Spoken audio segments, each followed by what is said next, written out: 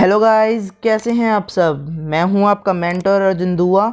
आपका मेरे channel NCERT maths गुरु पर स्वागत है। आज हम स्टार्ट करेंगे बिजनेस स्टैटिस्टिक्स में स्कोप ऑफ स्टैटिस्टिक्स, यानी कि हमारा जो फर्स्ट चैप्टर है उसमें हम टॉपिक करेंगे आज स्कोप ऑफ स्टैटिस्टिक्स। तो देखिए, इसके स्कोप में हम सबसे पहले जो है 3 चीज़ें डिस्कस करेंगे। वो 3 चीज़ें कौन कौन सी रहेगी। सबसे पहले हम नेचर देखेंगे कि स्टैट्स का नेचर कैसा है, सब्जेक्ट मैटर कौन सा है, यानी कि उसमें सब्जेक्ट कौन कौन से हैं, फिर उसकी लिमिटेशंस, उसके बारे में हम डिस्कस करेंगे। लिमिटेशन जो है हमारे पास अलग से एक टॉपिक है, तो हम उसमें ही इसको डिस्कस करेंगे। यानी कि स्कोप के अंदर अभी हम क्या चीज़ें देखेंगे, एक नेचर देखेंगे और एक सब्जेक्ट मैटर देखेंगे। तो जो नेचर ऑफ स्टैट्स है, नेचर ऑफ स्टैटिस्टिक्स, तो इसमें क्या मतलब रहता है। जब भी आप नेचर की बात करेंगे, जब भी हम नेचर की बात करेंगे तो उसमें हमारे पास 2 चीज़ें रहती हैं कि वो साइंस होगी या आर्ट होगी या दोनों ही होंगी। तो जब भी हम स्टैट्स में नेचर की स्टडी करेंगे तो हमने क्या फाइंड आउट करना है कि वो साइंस है या फिर आर्ट है या दोनों ही हैं। तो एज अ साइंस हम क्या समझते हैं, तो साइंस में अगर आप सोचें तो साइंस क्या होगी, थोड़ा सा आप भी बताया करें आप मेरे को चैट बॉक्स में लिख कर कि साइंस का क्या मतलब है। तो देखिए, साइंस का क्या मतलब रहेगा कि जो हमारे पास एक सिस्टमेटिक तरीका होता है जिससे जो हम गेन करते हैं, तो वो सब साइंस में आता है। देखिए, साइंस का क्या मतलब होगा, as a science statistics studies numerical data in a systematic manner, यानी कि सिस्टमेटिक मैनर में जो हम जो भी अप्लाई करेंगे वो साइंस की हो जाएगी। यानी कि साइंस किस पे बेस्ड होती है, रूल्स पे। जो रूल्स लगे होते हैं, जो प्रिंसिपल्स होते हैं, उस पे बेस्ड होती है। तो जैसा कि मैंने आपको इसके इंट्रोडक्शन में भी बताया था कि स्टैट्स क्या है, प्रिंसिपल है, उसका प्रोसीजर होता है। तो यहाँ पर भी हम कह सकते हैं कि जो साइंस है उसका भी उसमें जो है प्रिंसिपल्स होते हैं, उसके भी जो रूल्स अप्लाई होते हैं। तो इस तरह से हम कह सकते हैं कि जो साइंस है वो स्टैट्स से भी रिलेट करती है, यानी कि साइंस जो है स्टैट्स में भी हो सकती है। और एज एन आर्ट हम क्या समझते हैं कि एक स्किल, यानी कि पर्सनल स्किल होती है, उसको हम आर्ट कहते हैं। तो इसकी तरह से देखिए, इसमें क्या मतलब रहेगा, एज एन आर्ट में हम स्टैट्स को किस तरह से देखेंगे, रिप्रेजेंट करना है। It's make use of data to solve the problem in real life, यानी कि जो डाटा हम सॉल्व कर रहे हैं वो हम किस में कर रहे हैं, रियल लाइफ में यूज़ करते हैं। तो इस तरह से कह सकते हैं कि वो आर्ट भी हो सकती है। Some scholars call it is a statistical method in reference to the statistics science because of its method are used in all sciences. तो जैसे कि यहाँ पे लिखा भी है कि स्टैट्स जो है, कुछ स्कॉलर कहते हैं कि ये एक साइंस है, लेकिन हमने जब डेफिनेशन पढ़ी तो इससे हमें क्या पता चलता है कि ये दोनों ही हो सकते हैं, क्योंकि इसमें कुछ रूल्स भी अप्लाई होते हैं। और वो रूल्स किस लिए अप्लाई करते हैं, जो प्रॉब्लम सॉल्व करने के लिए। प्रॉब्लम किसकी होगी, डेली लाइफ पे, जो रियल लाइफ में रहता है उसकी प्रॉब्लम सॉल्व करने के लिए हम कह सकते हैं। इसी तरह से टिपिट ने कहा है कि स्टैट्स जो है वो बोथ साइंस और आर्ट दोनों ही हैं। साइंस में हम क्या पढ़ते हैं, बेसिकली सिस्टमेटिक तरीका रहता है, उसमें जनरल एप्लीकेशंस होती हैं, यानी कि कुछ रूल्स होते हैं जो जनरली अप्लाई ही होती हैं, यानी कि ये चीज़ करी तो उससे हमें ये चीज़ ही मिलेगी। यानी कि अगर हमने इसमें कुछ डाला तो इससे हमें यही रिजल्ट मिलेगा, ये साइंस में हमें फिक्स होता है। इस तरह स्टैट्स में भी रहता है, अगर हम ये फॉर्मूला अप्लाई करेंगे तो इस तरह से हमारे पास इसका सोल्यूशन रहेगा। इसी तरह से जो आर्ट है, आर्ट में भी जब हम इस पर अप्लाई करते हैं, it is an art as its successful application depend to considerable degree on the skill and special experience of a statistician. तो इस तरह से हम कह सकते हैं कि जो नेचर की अगर हम बात करें तो इसमें क्या क्या चीज़ें रहेंगी। इसमें हमने साइंस के बारे में बताना है कि साइंस क्या होती है, फिर इसको साइंस से रिलेट करते करते हमने बता देना है कि ये स्टैट्स में किस तरह से साइंस हो सकती है। इस तरह से फिर हमने आर्ट का थोड़ा सा मतलब बताना है। जब हम आर्ट का मीनिंग बता देंगे फिर हम उसको स्टैट्स में अप्लाई करके बताएंगे कि इस तरह से हम इसको आर्ट भी कह सकते हैं। यानी कि ये दोनों ही इसमें हो सकते हैं, साइंस भी हो सकती है और आर्ट भी ये हो सकती है। इसी तरह से नेक्स्ट टॉपिक इसमें सब्जेक्ट मैटर ऑफ स्टैटिस्टिक्स, यानी कि इसमें कौन कौन से सब्जेक्ट रहते हैं। इस सब्जेक्ट मैटर को हम मेनली 2 पार्ट्स में डिवाइड करते हैं। वो 2 पार्ट्स कौन कौन से रहेंगे, डिस्क्रिप्टिव स्टैटिस्टिक्स और इन्फ्रेंशियल स्टैटिस्टिक्स। तो डिस्क्रिप्टिव में जो है आपको क्या लगता है कि क्या हो सकता है डिस्क्रिप्टिव, इसके मीनिंग से ही आप कह सकते हैं कि इसको डिस्क्राइब करना कुछ बता रखा होगा इसके अंदर। सही बताया, डिस्क्राइब के बारे में ही इसमें बताया गया है। तो इसका मतलब देखते हैं डिस्क्रिप्टिव का। As the name suggests, the descriptively describe the data and consists of the method and technique used in collection, organization, presentation and analysis of data in order to describe the various feature and characteristics of such data। तो यहाँ से जैसे कि मैंने आपको बताया descriptive का मतलब डिस्क्राइब करना होगा, यानी कि हम इसको कह सकते हैं हाउ वर्क इज डन। तो यानी कि हम किस तरह से कहेंगे कि ये काम हमारा इस तरह से होगा, यानी कि सबसे पहले जैसे कि मैंने आपको सिंगुलर सेंस में आपको मैंने इसके फीचर्स यानी कि कैरेक्टरिस्टिक्स भी बताई थी, वही चीज़ें हैं कि सबसे पहले डाटा को कलेक्ट करो, फिर उसको ऑर्गेनाइज करो, प्रेजेंट करो, एनालाइज करो। ये 5 जो तरीके बताए थे वो इसमें अप्लाई हो जाएंगे, यानी कि डिस्क्राइब करने के लिए हमें ये 5 तरीकों को जो है अप्लाई करना पड़ेगा। इसी तरह से नेक्स्ट हमारे पास जो है these methods can either be graphically और कंप्यूटेशनल, यानी कि इसको ग्राफ में भी हम अप्लाई कर सकते हैं और दूसरे तरीकों से भी अप्लाई कर सकते हैं। जैसे कि मैंने आपको बताया था प्रेजेंट करने के अलग अलग तरीके हो सकते हैं, कभी हम चार्ट बना सकते हैं, कभी हम टेबल बना सकते हैं, ग्राफ बना सकते हैं। वो अलग अलग तरीके रहते हैं कि हम इसको किस तरह से दिखाना चाहते हैं, कि इसकी मैक्सिमम वैल्यू क्या रहेगी, मिनिमम वैल्यू क्या रहेगी, ये सब हम इसमें देखते हैं, यानी कि उनके ट्रेंड्स देखते हैं कि वो किस तरह से बढ़ रहा है या घट रहा है। तो यहाँ पे जो तरीके रहते हैं वो थोड़े से मैं बता देता हूँ। Measure of central tendency, dispersion, skewness, इस तरह से जो होते हैं तरीके हम इनमें अप्लाई करते हैं, यानी कि ये हमारे चैप्टर्स हैं measure of central tendency, dispersion, skewness, ये हम जो है आगे डिस्कस करेंगे। तो इसके बारे में हमारे पास क्या हो गया, इसका रिजल्ट क्या हो गया कि हम जो है किस तरह से अप्लाई करेंगे डिस्क्रिप्टिव स्टैटिस्टिक्स को, कि सबसे पहले डाटा को कलेक्ट करना है, फिर ऑर्गेनाइज करना है, प्रेजेंट करना है, एनालाइज करना है और फिर लास्ट में इंटरप्रेट करना है। तो ये सब हम इसमें डिस्कस करेंगे। इससे हम जो है कंक्लूजन ड्रॉ करते हैं लास्ट में आकर। इस तरह से नेक्स्ट जो है इन्फ्रेंशियल स्टैटिस्टिक्स, तो इसका क्या मतलब रहता है, इसके अंदर जो हम डिस्कस करते हैं वो पॉपुलेशन और सैंपल के अकॉर्डिंग रहता है। अब पॉपुलेशन और सैंपल का मतलब आपको पता भी होगा। देखिए पॉपुलेशन यानी कि हम पॉपुलेशन देखते होंगे और सैंपल में कुछ उनमें से सैंपल लेते हैं सैंपल के तरीके पे, तो एकदम ऐसे ही करना है। यानी कि इसमें हमने अगर हम पॉपुलेशन की बात करते हैं तो हमने क्या किया, इसमें एस्टिमेट के में हमने सोल्व करके देखा। देखिए जैसे यहाँ लिखा भी है, it deal with methods which help in estimating the characteristics of a population और making decision concerning a population on the basis of the samples result. तो यानी कि सैंपल जो हम लेते हैं, सैंपल यानी कि कुछ हमने मान लीजिए चावल है, चावल में से कुछ चावल हमने निकाले और उसको चेक करके देखा कि ये किस तरह से चावल होंगे, कौन से जो है क्वालिटी के चावल होंगे। तो अगर हमने कुछ एक बोरे में से कुछ चावल निकाले तो बाकी भी उसी अगर हैं तो उसी से मिलते जुलते ही होंगे, तो इसको हम कहते हैं सैंपल। यानी कि कुछ हमने पहले देख लिया कि इस तरह से ये होगा, तो इससे बाकी भी बुक्स यानी कि बाकी जो उसके आगे होंगे वो भी से मिलते जुलते ही होंगे। यानी कि जो सैंपल है और पॉपुलेशन है दोनों आपस में रिलेट करते हैं, लेकिन एक्चुअल में इसका अलग मीनिंग रहता है। पॉपुलेशन जो ट्रीट की जाती है वो पूरे यूनिवर्स को की जाती है। यानी कि मान लीजिए मैंने जो बोरी की बात की थी चावलों की, वो पूरी बोरी जिसमें चावल हैं वो क्या हो जाएगा, इसका पॉपुलेशन हो जाएगा, और जो उसमें से मैंने थोड़े से चावल बाहर निकाले वो इसका सैंपल बन जाएगा। सैंपल क्या रहेगा, सैंपल इज़ अ फ्रैक्शन और सेगमेंट ऑफ द यूनिवर्स। यानी कि सैंपल क्या है, पॉपुलेशन में से ही कुछ फ्रैक्शन बाहर निकाला हुआ हो उसे हम सैंपल कहते हैं।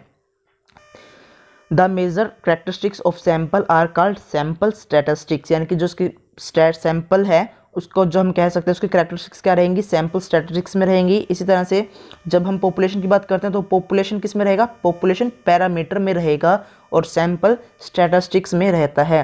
तो इन दो तरीकों से हम इनको जो है सॉल्व करते हैं। तो इस तरह से इसके जो सब्जेक्ट बन जाएंगे। तो यहाँ पे हमने इसके स्कोप किए, जिसकी लिमिटेशन है यानी कि इसका थर्ड पार्ट है, ये जो इसकी लिमिटेशन है वो हम अगले वीडियो में डिस्कस करेंगे। अभी जो हम नेक्स्ट डिस्कस करेंगे वो क्या रहेंगे हमारे पास, इसके फंक्शंस ऑफ स्टैटिस्टिक्स। तो फंक्शन कौन कौन से रहेंगे अब वो हम डिस्कस करते हैं। तो सबसे पहला फंक्शन है expression of facts in number. तो जैसे कि मैंने आपको स्टार्टिंग में भी बताया था, हमने जब फीचर्स किए थे प्लूरल सेंस में तब हमारा फर्स्ट था एग्रीगेट ऑफ फैक्ट्स। तो इसी तरह से जो है सेकंड था न्यूमेरिकली एक्सप्रेस। तो इन दोनों को कंबाइन करके हमारे पास क्या आ गया, expression of facts in number. यानी कि जितना भी हमारे पास फैक्ट होगा, यानी कि जो भी हमारे पास डाटा होगा वो किस में होगा, नंबर्स में होगा। जैसे कि यहाँ पे इन्होंने एग्जाम्पल भी दिया है, देखिए यहाँ पर for example the statement that per capita income of India is increasing is not so precise. तो यानी कि अगर मान लीजिए यहाँ पे कहता है कि पर कैपिटा इनकम इंडिया में जो है इंक्रीज हो रही है, तो ये हमारे पास डाटा नहीं होगा। अगर इसको हम नंबर में एक्सप्रेस कर सकें, जैसे कि यहाँ पे नेक्स्ट बताया गया है रुपीज़ 245 इन 1950 टू 1951, यानी कि 1950 से लेकर 1951 तक की जो पर कैपिटा इनकम थी वो 245 रुपीज़ थी। लेकिन जब हमने नेक्स्ट आगे कुछ टाइम बाद चेक करवाई, यानी कि पॉपुलेशन वो चेक हुए जब पर कैपिटा इनकम वो 9000 हो गई, तो इससे पता चलता है कि यस वो इंक्रीज हुई है। अगर खाली इस तरह से अगर देखें लिखा हुआ है हमारे पास, उसमें कोई भी नंबर नहीं दिया गया, तो वो हमारे पास स्टैट्स में इंक्लूड उसको नहीं करना, उसको सिर्फ और सिर्फ नंबर में ही हम लेकर चलेंगे, जिससे हम उसको इंटरप्रेट कर सके लास्ट में आकर। तो यहाँ से देखिए हमारे पास रिजल्ट आ गया 245 हमारे पास पहले रुपए थे, लेकिन अब वो 9000 हो गई पर कैपिटा इनकम। तो पर कैपिटा इनकम आपको पता होगा, नहीं पता तो मैं आपको बता देता हूँ कि इंडिया में जो पर पर्सन की इनकम होगी उसको हम लेकर चलते हैं। जैसे कि नेशनल इनकम हमने इकोनॉमिक्स में पढ़ा हुआ है, नेशनल इनकम, उस तरह से आप कह सकते हैं कि ये वही है पर कैपिटा इनकम। इसी तरह से नेक्स्ट है सिंपल प्रेजेंटेशन। तो सिंपल प्रेजेंटेशन यानी कि जो इसको हमें प्रेजेंट करना है, वो कोई भी तरीका हो सकता है प्रेजेंट करने का, चाहे हम उसको परसेंटेज लेकर चले, ग्राफ, डायग्राम, देखिए जैसे यहाँ पे बताया भी गया है, एग्रीगेट्स हैं जो हमारे पास, वो एवरेज, परसेंटेज, ग्राफ और डायग्राम में हम लेकर चल सकते हैं।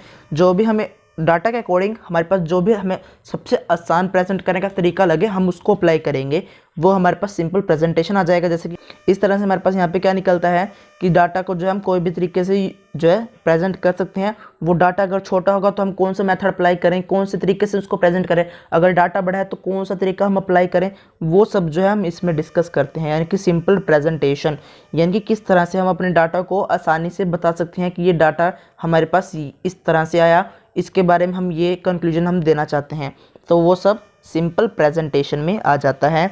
इसी तरह से नेक्स्ट है enlarge individual knowledge and experience. तो यहाँ से क्या पता चलता है कि इंडिविजुअल की जो है वो नॉलेज बढ़ती है, एक्सपीरियंस बढ़ता है।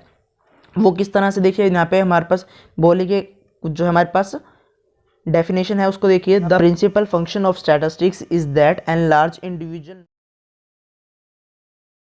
चलता है कि जो नॉलेज बढ़ती है पर्सन की, एक्सपीरियंस बढ़ता है। वो किस तरह से, अब डाटा कलेक्ट करेंगे, डाटा अगर हम कलेक्ट करें तो उससे हमारी जो है इन्फॉर्मेशन बढ़ती है, नॉलेज बढ़ती है। और अगर हम डाटा लेने जा रहे हैं जिससे हम बात करेंगे, उससे हमारे पास उसका एक्सपीरियंस आएगा, तो उससे हमारे पास बोलने का एक्सपीरियंस बन जाता है, नॉलेज का एक्सपीरियंस और भी बढ़ जाता है, जिससे हमारे पास जो है रीजनिंग की पावर भी बढ़ सकती है।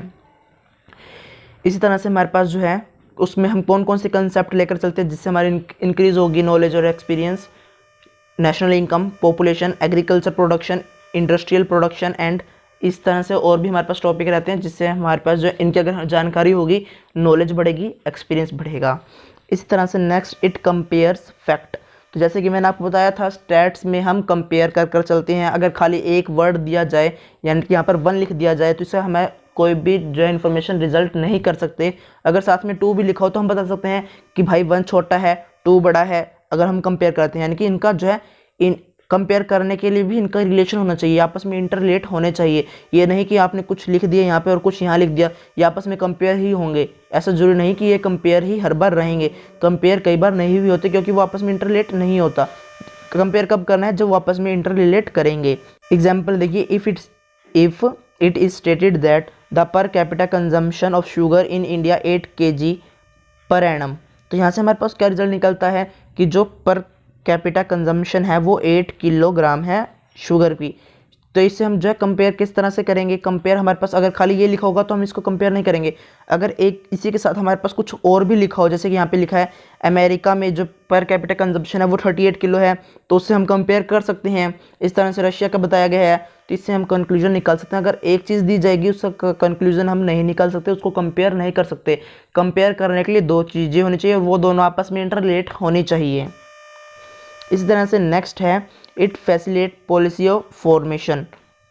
तो यहाँ पे क्या होगा कि पॉलिसी जब हम फॉर्मुलेट करते हैं यानी कि पॉलिसी जो निकाली जाती है वो भी स्टैट्स के अकॉर्डिंग ही करी जाती है। यानी कि हम पहले चेक करते हैं कि जो हमारे पास डाटा है, यानी कि जो हमने पहले चेक करेंगे कि अगर हम प्राइस बढ़ाएंगे तो क्या लोग वो चीज़ खरीदेंगे, या अगर हम प्राइस कम कर दें तो वो क्या लोग और जुड़ेंगे हमारे साथ, वो सब चीज़ें हम इसमें देखते हैं। यानी कि पॉलिसी से रिलेटेड जो भी हमने चीज़ें देखनी होगी, सबसे पहले हमने स्टैट्स का ही उसमें यूज़ करना होगा। जैसे कि अगर मान लीजिए फैमिली का बजट इंक्रीज़ करना हो तो सबसे पहले हम अगर मान लीजिए इंक्रीज़ कर देते हैं तो क्या हमारे पास उसके लिए पैसे और आएंगे, क्या हम और कोई काम कर पाएंगे, तो उससे रिलेटेड हमारे पास इसमें ये चीज़ें आती हैं। जैसे कि एग्जांपल दिया गया है, it was this the help of data that angel formulated a law concerning family budget. तो फैमिली बजट, फिजिकल पॉलिसी, जैसे कि हम इकोनॉमिक्स में भी पढ़ चुके हैं ये वर्ड्स, तो इनसे रिलेटेड जो पॉलिसी बनानी होती है तो उसके लिए भी हम स्टैट्स का यूज़ करते हैं। यानी कि स्टैट्स की हेल्प से हम पॉलिसी आसानी से बना सकते हैं। अगर हमारे पास डाटा एक इकट्ठा होगा, डाटा हमारे पास कलेक्ट होगा, तब भी हम उससे जो है पॉलिसी बना पाएंगे। सबसे पहले अगर गवर्नमेंट भी अगर बजट निकालते हैं तो सबसे पहले वो क्या कलेक्ट करती है, स्टैट्स में डाटा कलेक्ट करती है। पहले डाटा कलेक्ट करेगी, फिर उसके बाद वो पॉलिसी बनाती है। बिना डाटा के वो पॉलिसी नहीं बनाती। इसी तरह से नेक्स्ट है it helps other science in testing their law. तो जैसे कि स्टैट्स में मैंने आपको बताया, स्टैट्स और साइंस आपस में इंटरलेट होती है। तो देखिए यहाँ पे इसका क्या मतलब निकलता है, stats is also help in testing the law of other sciences. Many law of economics namely law of demand, law of supply, Keynes theory of employment have been verified with the help of statistics. तो यहाँ से क्या result निकलता है कि जो हम law of demand देखते हैं, law of supply, Keynes theory, ये सब किससे रिलेट करती हैं, ये सब स्टैट से रिलेट करती हैं, क्योंकि इसमें भी हम जो डायग्राम वगैरह बनाते हैं कि जो सप्लाई अगर बढ़ती है तो किस तरह से डायग्राम बनेगा, कम होती है तो किस तरह से डायग्राम बनेगा। डायग्राम बन रहा है यानी कि हमारे पास कुछ डाटा था, डाटा है तो वो स्टैट्स है, तभी हमारे पास ये इस तरह से उसकी हेल्प कर सकता है। It's establish relationship between facts. तो जैसे कि मैंने आपको बताया कि ये फैक्ट्स में रिलेशन जो है एस्टैब्लिश करता है। अगर हमने 1 2 3 इस तरह से कुछ लिख दिया तो इनका क्या बताएंगे कि क्या चीज़ है, ये सब हम स्टैट्स में देखेंगे कि 1 बड़ा है, 2 बड़ा है, 3 बड़ा है। इस तरह से हम लेकर चलते हैं कि वो आपस में फैक्ट्स में रिलेशन बिठाता है। तो वो रिलेशन, अगर रिलेशन की बात करते हैं तो हमारे पास एक टॉपिक रहता है स्टैट्स में कोरिलेशन का, तो वो इसमें जो है अप्लाई हो जाएगा। यानी कि स्टैट्स का एक टूल कह सकते हैं हम कोरिलेशन, वो इसके लिए इम्पोर्टेंट है कि अगर रिलेशन बताना है कि रिलेशन इनमें कितना है, इन नंबर्स में कितना रिलेशन है आपस में, वो किससे पता चलता है, कोरिलेशन से। इसी तरह से it helps in forecasting. Stats जो है फोरकास्ट करने में भी हेल्प करता है। हमने 2-4 सालों का पहले डाटा देखा, फिर उन डाटा से हमने जो है कुछ रिजल्ट निकाला कि भाई आगे ये इसका हो सकता है। इस डाटा को हमने देखते हुए बताया कि आगे फ्यूचर में ये होगा, तो इससे हम एस्टिमेशन करते हैं, और एस्टिमेशन हमेशा अनुमान होता है, यानी कि फ्यूचर के लिए लगाया जाता है एस्टिमेशन, तो वो हमारे पास रह सकता है, कह सकते हैं इट हेल्प्स इन फोरकास्टिंग, यानी कि ये स्टैट्स जो है फोरकास्ट में हेल्प करता है।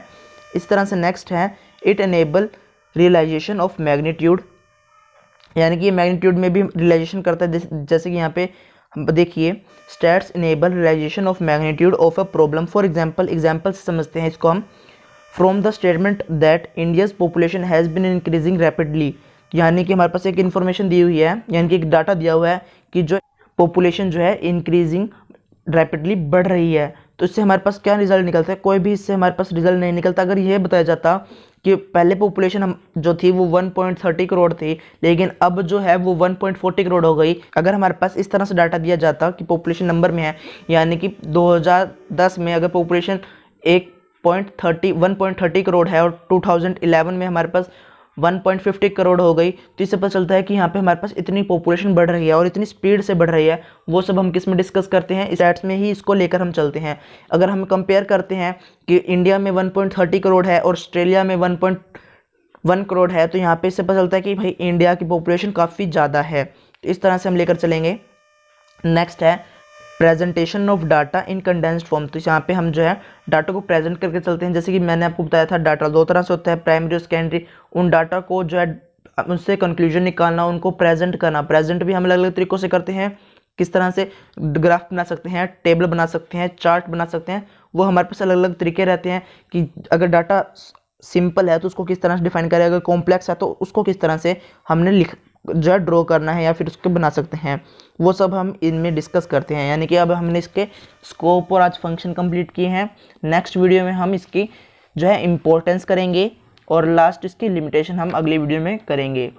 अगर आपको वीडियो अच्छी लगे, वीडियो को लाइक कीजिए। वीडियो को लाइक आप कर दीजिए करें ताकि हमें जो है मोटिवेशन मिले, और दोस्तों को शेयर आप जरूर करें ताकि और भी लोग इस वीडियो को देख सकें और उनको ये चीज़ें समझ आ सकें। अगर आपने अब तक हमारे चैनल को सब्सक्राइब नहीं किया, चैनल को सब्सक्राइब कर लें, बेल आइकन को प्रेस कर दें ताकि आपको नए नए वीडियोस की नोटिफिकेशन सबसे पहले मिल जाएं।